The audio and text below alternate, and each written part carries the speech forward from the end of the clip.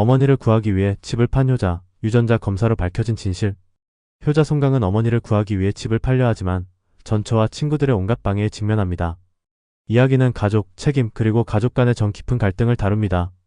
유전자 검사 결과 자신이 키워온 아들이 친자가 아님을 알게 된 송강은 큰 내적 갈등에 빠지게 됩니다. 전처의 강경한 태도에 괴로워하면서도 그는 어머니와 자신의 미래를 지키기 위해 정의를 추구하기로 결심합니다.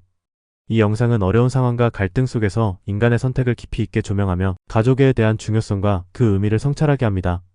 시청자는 가족 분쟁에 직면했을 때 어떻게 해답을 찾고 문제를 해결할 수 있을지에 대해 깨달음을 얻을 수 있습니다. 효자 송강은 어머니를 구하기 위해 집을 팔려 하지만 전처의 방해를 받습니다. 전처는 아들을 인질로 삼아 재산을 요구했지만 결과는 예상 밖이었습니다. 송강은 집이 자신 소유임을 주장하며 전처의 행동을 의심하기 시작합니다. 송강은 결혼 후 한때 행복한 삶을 살았고 아내 호평은 아들을 낳았습니다. 결혼 종료와 양육권 합의. 두 사람은 작년 3월 5년간의 결혼 생활을 마무리했습니다.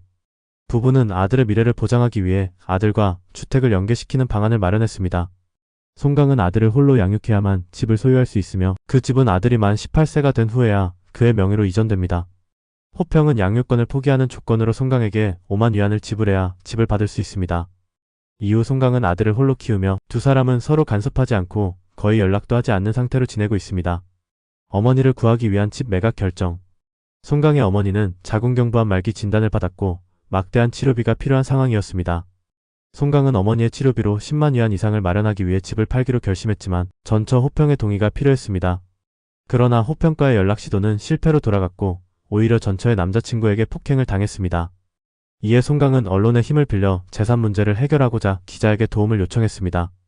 재산 분쟁과 유전자 검사로 밝혀진 진실.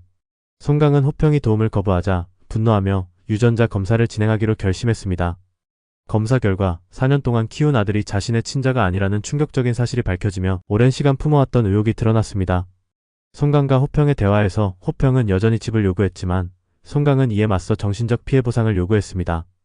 호평은 유전자 검사 결과의 진위를 부인했으며 이에 격분한 송강은 법적 소송을 제기하기로 결정했습니다. 집 매각 논란과 가족 갈등. 호평은 재산 소유권 요구를 포기하고 대신 계속 그 집에 거주하며 주택 대출을 상환하겠다고 제안했습니다. 그러나 송강은 이상적인 가격의 집을 팔기 위해 서둘러 매각해야 한다며 지체할 경우 더 큰 손해를 감수해야 한다고 강조했습니다.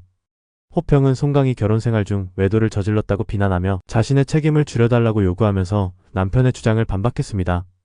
결국 갈등이 심화되자 송강은 소송을 제기하기로 결심하며 호평과의 모든 관계를 완전히 끊기로 했습니다. 이번 영상 시청해주셔서 감사합니다.